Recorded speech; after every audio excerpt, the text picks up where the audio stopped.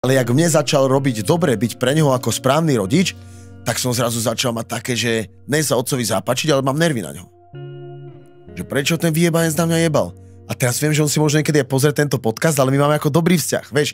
A potom sa to preklopilo na také, že som začal mať nervy na otca.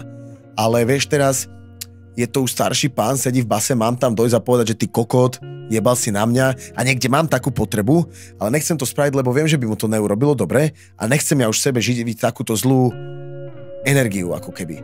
Čiže musím, a už na to ani nejsom súci, už som dospelý chlap, už je za tým, že už musím mu skrátka iba odpustiť, ale určite si toto s ním niekedy chcem vyhovoriť a ja viem, že mu to bude ľúto, lebo teraz je to úplne naopak, tak jak som celý život ako keby po ňom vyžadoval nejaké doznanie a vieš, že nech ma ako pochváli, nech je na mňa hrdý, už som si to dokázal, už mám svoju rodinu, už to ako keby nepotrebujem, vieš.